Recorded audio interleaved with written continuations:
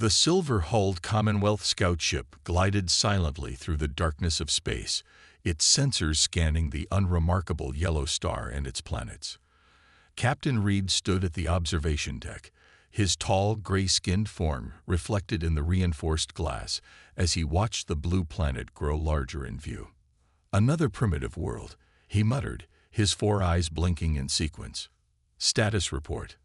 Officer Brown, his second-in-command, approached with a datapad. Her metallic scales shimmed under the soft bridge lighting. "Sir, scans confirm intelligent life. Technology level indicates early space exploration, but no sign of FTL capabilities. They're still burning fossil fuels on a large scale." Reed took the pad, scrolling through the initial findings. The inhabitants called their world Earth, and themselves humans. Their cities were sprawling but inefficient, their atmosphere showed signs of pollution, and their space presence was limited to a few basic satellites and a small orbital station. "Look at these readings," Reed said, pointing to an image of a major city. "They're still using combustion engines for transportation, and their power generation, primitive nuclear fission, and renewable sources." He shook his head in disappointment. Barely a Level 2 civilization. The Commonwealth's classification system was clear. Level 1 meant stone tools and basic agriculture. Level 2 meant basic industrialization and early spaceflight. Level 3 meant FTL capability, and Level 4 was reserved for the most advanced races. The Commonwealth itself was proud of its Level 3 status. Brown zoomed in on a coastal city. They appear to be recovering from some sort of environmental crisis. Large areas of their cities show signs of recent reconstruction. "Typical of young races," Reed replied. "They nearly destroy themselves before learning better." He'd seen it dozens of times before. The galaxy was full of such developing worlds, all following predictable patterns of growth and near self-destruction. The ship's AI interrupted their discussion. "Captain, I've completed my analysis of their global communication network. They call it the Internet. It's primitive but functional. Would you like me to display a summary?" "Proceed," Reed ordered, turning to the main screen. Images flashed across the display. Humans going about their daily lives, their entertainment, their conflicts, their achievements. Reed noted their bipedal form with mild interest. Convergent evolution had produced similar body plans across many species. "Their military capability?" he asked. "Nuclear weapons, but nothing that could threaten a Commonwealth vessel. Their most advanced fighters are still atmosphere-bound. Space weapons are theoretical in their scientific documents." Reed nodded. Everything was exactly as expected from a Level 2 civilization. The Commonwealth's first contact protocols were clear: observe, document, and avoid interference. Such worlds were to be left alone until they either achieved FTL travel or destroyed themselves trying. "Add them to the monitoring list," Reed commanded. "Standard observation protocols. We'll check back in 50 years to see if they've survived their development phase." "Sir," Brown interrupted, "there's something else. Their scientific development appears uneven." "Explain." "Some areas show remarkable advancement, their understanding of quantum mechanics, for example, but then they fail to apply it practically. It's as if—" She paused, searching for words, "as if they're holding back." Reed dismissed her concern with a wave of his hand. Young races often develop understanding before application.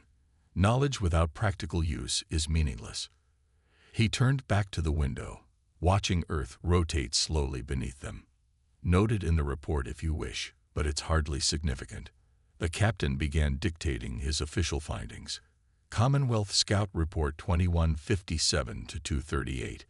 Planet designation Earth. Species designation Human. Technology Level 2. Pre-FTL civilization showing typical development patterns. Environmental damage evident, but recovery ongoing. No immediate potential for Commonwealth membership. Recommend standard monitoring protocols. As the ship prepared to leave Earth's orbit, Reed took one final look at the planet below. Something about Brown's observation nagged at him, but he pushed the thought aside.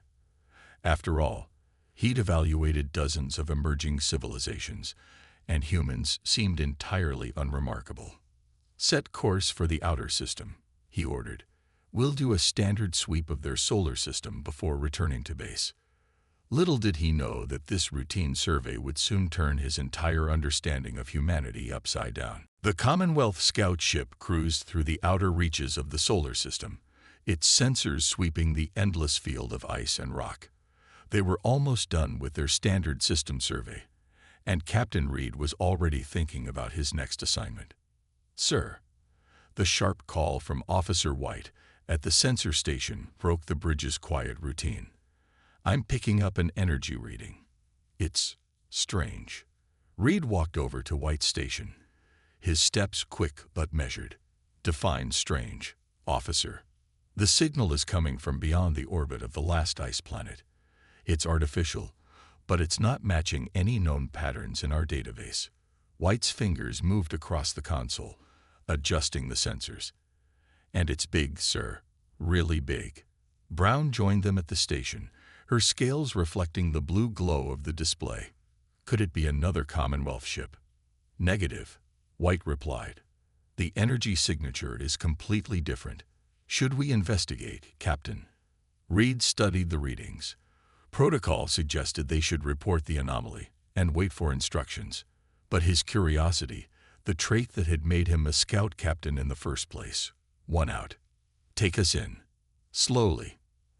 As they approached the source, the ship's AI announced, "Visual contact in 30 seconds." Putting it on the main screen, the bridge crew fell silent as the image appeared.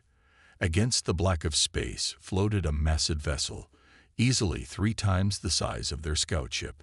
Its dark hull was angular, with no visible engine ports or windows. It looked nothing like the primitive satellites they'd seen around Earth. "That's impossible," Reed whispered. "Scan it." Now. The results came back quickly. The ship was old, at least 100 Earth years, and it was clearly of human construction. Letters in English marked its hull. "ES Est Pioneer." "Earth Spaceship Pioneer," Brown translated. "But this can't be right. The humans don't have this technology. They're barely managing chemical rockets." Reed made a decision. "Prepare a boarding party. Full environmental suits. I want to know what we're looking at." An hour later, Reed led his team through the Pioneer's airlock. Their helmet lights cut through the darkness inside, revealing pristine corridors that looked nothing like the crude space stations orbiting Earth. "Life support systems are still functioning," Brown reported, checking her scanner. "Air composition is Earth normal. The ship's not abandoned. It's waiting." They made their way to what appeared to be the bridge. Unlike the cluttered, primitive control rooms they'd seen in human satellites, this one was sleek and advanced. Holographic displays sprang to life as they entered. "Welcome to the Earth Spaceship Pioneer." A calm computer voice greeted them in perfect Commonwealth standard language. "Please identify yourselves." The team froze. Reed stepped forward. "I am Captain Reed of the Commonwealth Scout Force. How do you know our language?" "All Earth vessels are programmed with full linguistic databases of known spacefaring species," the computer replied matter-of-factly. "Would you like to access the ship's logs?" White was at a console, his eyes wide behind his helmet visor. "Captain, you need to see this. The ship's database, it's massive. And these specifications, the drive system isn't using standard space-folding technology. It's something completely different." Reed accessed the nearest terminal. The dates on the files showed this ship had been launched in 2042, over 100 years ago. But that was impossible. He'd just seen Earth. They were using primitive rocket technology, struggling to reach their own moon. "Sir," Brown called from another station, "I'm finding references to an entire fleet, hundreds of ships like this one, and star charts showing human colonies, but we've never seen any sign of them." Reed's 4 eyes blinked rapidly as he processed this information. "Check these dates again. There must be a mistake." No mistake, sir, White confirmed. And there's more. The ship's logs mention something called the Veil Protocol, some kind of massive stealth operation. Captain, I don't think we're dealing with a primitive species at all. As if responding to White's words, new holographic displays activated around them, showing detailed scans of Commonwealth space. Scans dated decades before the Commonwealth had even discovered Earth.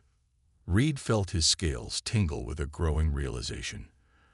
The uneven development Brown had noticed, the seemingly primitive state of Earth, it had all been a carefully crafted illusion. Send a message to command, he ordered. Priority 1. Tell them. He paused, looking at the wealth of information surrounding them. Tell them we may have made a serious mistake about the humans. The holographic displays on the Pioneer's Bridge cast an eerie blue glow over the Commonwealth boarding team. Captain Reed had ordered his crew to do a complete data extraction from the ship's computers. What they found made his scales crawl. Captain, White called out, his voice shaking slightly. I've accessed the main archives. You're not going to believe this. Reed moved to White's station, where a series of technical diagrams floated in the air. What am I looking at? Their propulsion system. White manipulated the display, expanding the schematics. They don't use space folding like we do. They've found a way to bend space itself. It's faster than anything the Commonwealth has. These ships can cross the galaxy in weeks, not years. Brown, who had been studying another console, joined them. That's not all, sir. Their power source. It's not fusion or antimatter. They're harvesting energy from something they call vacuum fluctuations. It's basically endless power. Reed sank into the nearest chair, which adjusted automatically to his alien form. How long have they had this technology? The ship's computer answered, its calm voice a strange contrast to the tension in the room. Faster than light travel was achieved by Earth in 2042. The first successful vacuum energy reactor was built in 2039. But that's over a century ago. Reed exclaimed, We've been watching their planet. They're still using fossil fuels and basic nuclear power. Correct, the computer replied. As per the Veil Protocol, all advanced technology is hidden from casual observation. Earth maintains a carefully crafted appearance of a developing world. White had moved on to another section of the archives. Sir, look at these military capabilities. Their weapons, they're not just advanced, they're terrifying. They have ways to disable ships without destroying them, energy shields that can absorb any known weapon, and stealth systems that make ships completely undetectable. Reed watched as more information scrolled across the screens. The humans had explored vast regions of space, established hidden colonies, and developed technologies that the Commonwealth had thought impossible. And they had done it all in secret. Play the initialization block. Reed ordered the computer. I want to know why they did this. A new hologram appeared, showing a recording of a human officer. The date stamped showed it was from 2045. Final entry before activation of the Veil Protocol. The human began. Our first contacts with alien life were unfortunate. We discovered we weren't alone in the galaxy by intercepting distress calls from worlds being conquered by various aggressive species. Rather than announce ourselves and risk becoming a target, the Earth Council voted for a different approach. The recording continued, explaining how humanity had decided to hide their true capabilities. They would appear primitive while secretly building their strength and helping other worlds defend themselves from the shadows. Show me their current territory, Reed commanded. The holographic display changed to a map of the galaxy. At first, it showed only Earth, but then new points of light began appearing. Hidden human colonies, research stations, and defense outposts. They covered nearly a quarter of known space, overlapping with Commonwealth territory and beyond. Brown studied the display with growing amazement. All these years, we've been operating in their space without knowing it. Those unexplained sensor ghosts, the mysterious equipment failures when ships got too close to certain regions. They've been watching us. White finished. Studying us. Probably studying everyone. Reed accessed another file, this one showing Earth's current defense capabilities.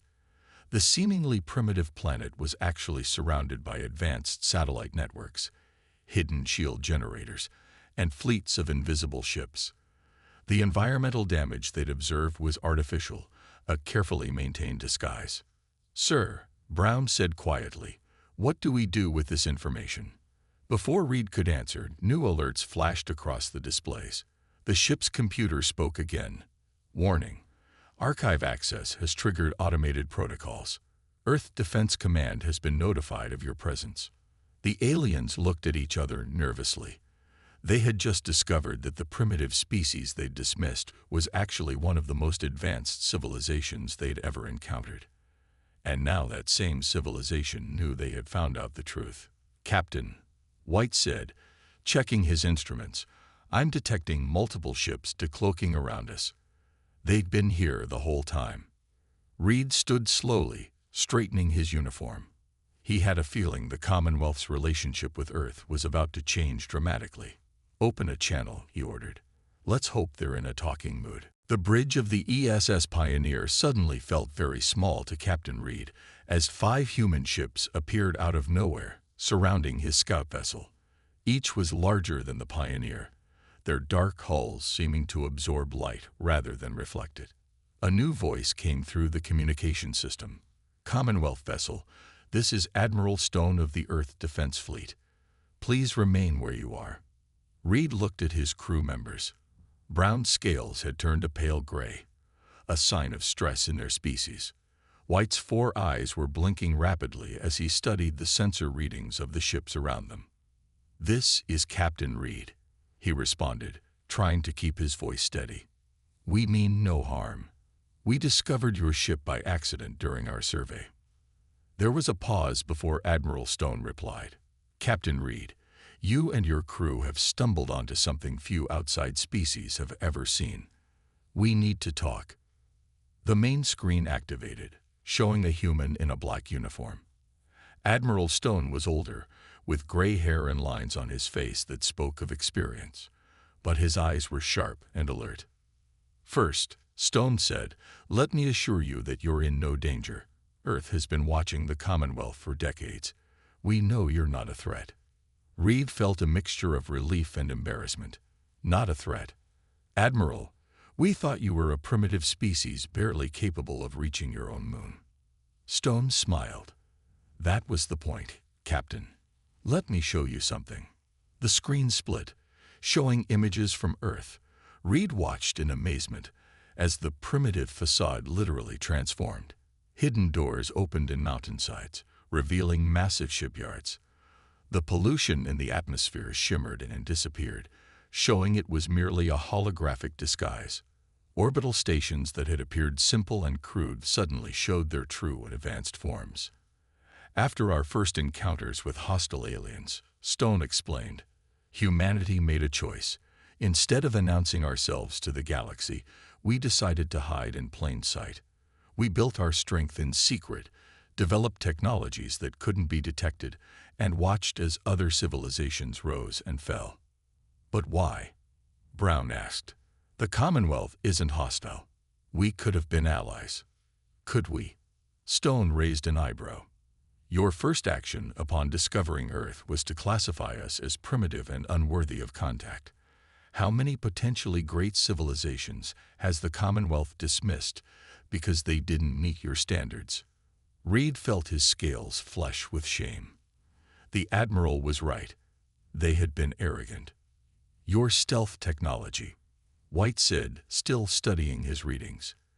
"It's incredible. We can't even detect your ships when they're right next to us." Stone nodded. "We focused on defensive and stealth technology rather than obvious shows of force. Every human colony, every outpost, every ship can vanish in an instant. We're everywhere and nowhere." New data appeared on the screens, statistics about Earth's true capabilities. They had colonized over 50 star systems, all hidden from view. Their technology was centuries ahead of the Commonwealth in many areas. They had been quietly helping other young civilizations defend themselves, guiding them without revealing their presence. "So what happens now?" Reed asked. "Will you eliminate us to keep your secret?" Admiral Stone actually laughed. "Captain, if we wanted to eliminate anyone, we could have done it long ago. No, this meeting was inevitable. We've been preparing for it." "Preparing?" Reed asked. "Yes. The galaxy is changing. There are threats coming that will require all of us to work together. The Commonwealth's arrogance in dismissing primitive species needs to end, and humanity's time in the shadows must come to a close." As if to emphasize his point, more human ships appeared, decloaking in a ripple effect that spread out into space. Dozens, then hundreds of vessels, each more advanced than anything the Commonwealth possessed.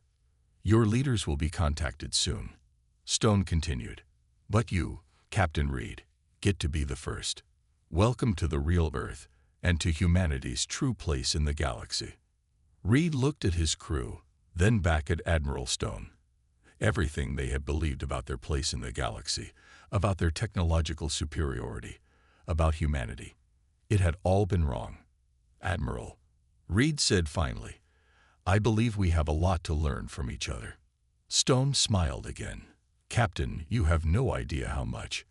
This is just the beginning." Captain Reed's scout ship hung motionless in space, surrounded by the newly revealed human fleet. But what happened next made even Admiral Stone's impressive show of force seem small in comparison. "Captain," White called out from his station, his voice filled with awe. "Something's happening to our ship's engines." Reed felt it immediately, a subtle vibration through the deck plates. "Report. All systems are still functioning, but we're locked in place," Brown confirmed, checking her console.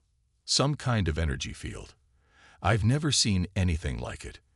Admiral Stone's image on the main screen showed no surprise. "That would be our defense grid activating. Watch." Across the solar system, points of light began to appear. First dozens, then hundreds, then thousands of satellites and stations shimmered into view, their cloaking fields dropping in sequence. They formed an intricate web stretching from the sun's corona to the outer reaches of the system. "Impossible," White whispered. "Our scans showed nothing. How long has this been here?" "The Sol system defense grid was completed in 2051. Stone explained. "Every human-controlled system has one. Your ship just triggered its activation protocols when you accessed the Pioneer's database." New holographic displays appeared on the Pioneer's bridge, showing the true extent of Earth's defenses. What the Commonwealth had thought was empty space was actually filled with layers of protective technology. The supposedly primitive satellites around Earth transformed, their simple shells dissolving to reveal advanced defense platforms. The space junk they had detected in orbit turned out to be disguised weapon systems and shield generators. "Your ship is currently held by one of our containment fields," Stone continued. "Don't worry, it's just a precaution. The field prevents both movement and communication with Commonwealth space." Reed watched as more of Earth's facade fell away. The planet's atmosphere shimmered as massive hidden structures became visible. What they had thought were recovering cities were actually thriving metropolises, their true appearance hidden beneath sophisticated holograms. "Admiral," Reed said, struggling to keep his voice professional, "your technological capabilities, they far exceed anything we thought possible." "That was the point, Captain. While the Commonwealth was dismissing us as primitive, we were building something unprecedented." Stone's expression became serious. "Let me show you one more thing." The view screen shifted to show Earth itself. For a moment, nothing seemed to happen. Then, starting from the poles and spreading toward the equator, the planet's entire surface began to glow with a faint blue light. "Our planetary shield," Stone explained. "Every human world has one. They can stop any known weapon, deflect solar flares, and even hide entire planets from view if needed." Brown's scanner beeped urgently. "Sir, I'm detecting energy readings from Earth that are off the scale. Their power generation capabilities. They must be using hundreds of those vacuum energy reactors. 342, to be exact," Stone corrected. And that's just for the shield system. Each of our major cities has its own power grid. Reed sank into his chair, overwhelmed by what he was seeing. The Commonwealth had prided itself on being one of the most advanced civilizations in known space, but here was proof that they had been operating at a kindergarten level compared to humanity's true capabilities. Why reveal all this now? Reed asked. You could have maintained your deception. Stone's expression softened slightly. Because it's time. As I said, changes are coming. The galaxy needs humanity to step out of the shadows, and the Commonwealth needs to learn that appearance isn't everything. Suddenly, new alarms sounded on Reed's ship. Sir, White called out. I'm detecting multiple objects entering the system at FTL speeds. Commonwealth ships.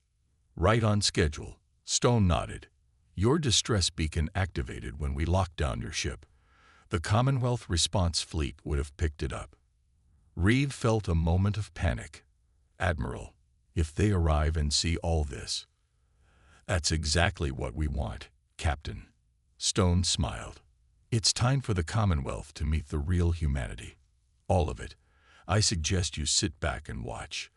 This is going to be quite a show. The human admiral's words hung in the air as more Commonwealth ships began dropping out of FTL, about to encounter a truth that would change the galaxy forever. 5 Commonwealth battleships emerged from FTL travel, their massive forms dwarfing Reed's scout vessel. Under normal circumstances, this would be an impressive show of force. But as Reed watched the human fleet silently surrounding them, he knew things were far from normal.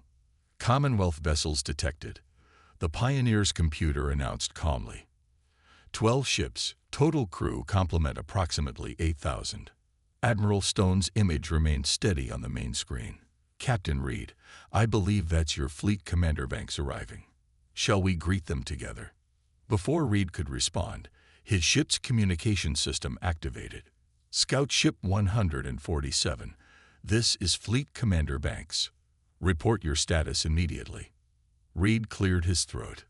Commander, this is Captain Reed. Our situation is complicated. Indeed it is, Stone cut in, his transmission now broadcasting to all Commonwealth ships. Fleet Commander Banks, I am Admiral Stone of the Earth Defense Force. Welcome to Sol System. Banks's image appeared on a split screen. The fleet commander's scales were a deep blue, marking his high rank. His 6 eyes widened at the sight of the human admiral. What is the meaning of this? Banks demanded. Earth is a level 2 civilization. They don't have the technology for. His voice trailed off as the full scope of Earth's defense grid became visible to the Commonwealth fleet. Thousands of satellites, weapon platforms, and shield generators floated in perfect formation around them. Commander Banks, Stone said politely, I think it's time we had an honest conversation about humanity's place in the galaxy. The next hour was filled with revelations that shook the Commonwealth ship's crews to their core. Stone showed them everything. The hidden colonies, the advanced technology, the true state of Earth's development. Impossible, Banks whispered as he watched a demonstration of human ships moving through their advanced space-folding technology. We've mapped the entire sector. There can't be 50 human colonies out there. Your maps show what we wanted them to show, Stone explained. Just as Earth's primitive appearance was a carefully crafted illusion, so too were your surveys of our space. New data streamed to the Commonwealth ships, reports of human scientific achievements, defensive capabilities, and their true history of space exploration. Your species has been hiding all of this, Banks asked. For over a century. We had good reasons, Stone replied. When we first achieved spaceflight, we discovered something disturbing. The tendency of advanced civilizations to dominate or destroy those they considered primitive. Banks's scales flushed with embarrassment. The Commonwealth does not. You don't destroy, Stone interrupted. But you dismiss, you classify. You decide who is worthy of contact and who must wait. He paused. How many potentially great allies have you ignored because they didn't match your criteria for advancement? Reed watched as his commander struggled with this new reality. Everything the Commonwealth had believed about their place in the galaxy, about their technological superiority, was being challenged. "There's more," Stone continued. "While we've been in hiding, we've been helping other young civilizations, protecting them, guiding them." Holographic displays showed dozens of developing worlds, each with hidden human satellites watching over them. Worlds the Commonwealth had classified as primitive were actually under humanity's secret protection. "So what happens now?" Banks asked, his voice steady despite the shocking revelations. "Now we move forward together," Stone replied. "Earth is ready to join the galactic community officially, but not as a Level 2 civilization seeking membership. We come as equals, perhaps even as teachers." A new series of images appeared, showing human cities dropping their holographic disguises across Earth. The planet's true face was finally revealed. A world of stunning technological achievement, clean energy, and advancement far beyond Commonwealth standards. "Your leaders will receive a full diplomatic package within the hour," Stone said. "But I wanted you all to see this firsthand. The galaxy is changing. Commander Banks, the old hierarchies, the old classifications, they need to change too." Banks was quiet for a long moment, looking at the displays showing Earth's true capabilities. Finally, he spoke. "Admiral Stone, I believe the Commonwealth has much to learn from humanity." Stone smiled. "That, Commander, is exactly why we chose today to reveal ourselves. The real question is, are you ready to learn?" The silence that followed was filled with the weight of history changing, as humanity stepped out of the shadows and into its true place among the stars. 1 month after the revelation of Earth's true capabilities, Captain Reed stood in the observation deck of the Commonwealth's Central Station, watching ships move through the busy space lanes. But now, sleek human vessels flew openly among them, their advanced designs drawing stares from every species. "Still getting used to the sight?" a familiar voice asked. Reed turned to see Admiral Stone walking toward him, wearing the formal black uniform of the Earth Defense Force. "Admiral, I didn't expect to see you here." "The final negotiations are today," Stone explained, joining Reed at the window. "The Commonwealth Council is voting on the new cooperation treaties." Below them, a massive human diplomatic vessel hung in space, its hull seeming to absorb starlight. The ship had appeared out of nowhere 3 days ago, simply decloaking in the middle of the Commonwealth's most secure space. The message had been clear. Humanity could go anywhere, at any time. "The council chambers have been chaos," Reed admitted. "Every species is demanding explanations about how humans hid for so long. Some are afraid of what else might be hidden in space." Stone nodded. Change is never easy. But it was time. The old system of classification was flawed from the start. A holographic display appeared between them, showing the updated map of known space. Human colonies were now visible, their territories overlapping with areas the Commonwealth had thought they controlled. Nearly a quarter of what they'd believed was empty space was actually under human protection. "We've had to rewrite every spatial chart," Reed said. "Update every database. Some of our best documented systems turned out to be completely different from what we thought." "Your people are adapting well, though," Stone observed. "I've been impressed by how quickly the Commonwealth is accepting the new reality." Reed's scales shifted color slightly, his species equivalent of a smile. "We didn't have much choice. When your ships started appearing in every major system, decloaking right next to our defensive platforms. A necessary demonstration," Stone said. "Sometimes the best way to earn respect is to show strength, even if you never intend to use it." The station's AI announced the approach of another vessel. They watched as a ship of completely unknown design dropped out of FTL nearby. Its hull was organic-looking, unlike anything Reed had seen before. "Ah," Stone said, "right on schedule. That would be the Verdant Collective. Another civilization we've been protecting. They're ready to reveal themselves too." Reed's 4 eyes widened. "There are more. Many more." Earth wasn't the only species to choose hiding over confrontation. We've been helping others develop in secret, waiting for the right time. Stone turned to face Reed. That's actually why I came to find you. Me? The Commonwealth is creating a new division, one focused on peaceful contact with developing civilizations. No more dismissing species as primitive. No more arbitrary classification levels. Stone's expression was serious. We want you to lead it. Why me? Because you were the first to discover our secret, and instead of reacting with fear, you showed curiosity. Understanding.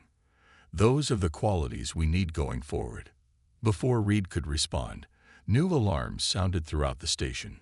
The holographic display shifted to show dozens of ships appearing at the edge of the system. But these weren't Commonwealth or human vessels. Don't worry, Stone said calmly. That's the Helios Federation, another of our hidden friends, coming to join the galactic community. Reed watched in amazement as more ships appeared, each representing a different civilization that had been developing in secret, protected by humanity. The galaxy he thought he knew was transforming before his eyes. Your mission, Stone continued, if you accept it, will be to help these civilizations integrate, to ensure the mistakes of the past aren't repeated.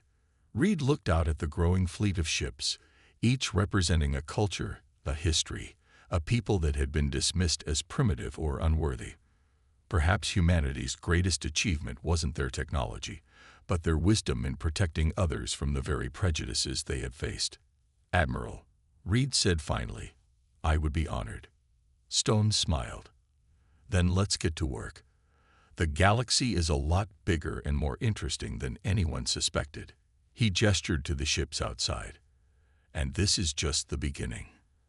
As they walked together toward the council chambers, Reed realized that the humans hadn't just changed the balance of power in the galaxy. They had completely rewritten the rules of civilization itself. And somehow, that felt exactly right.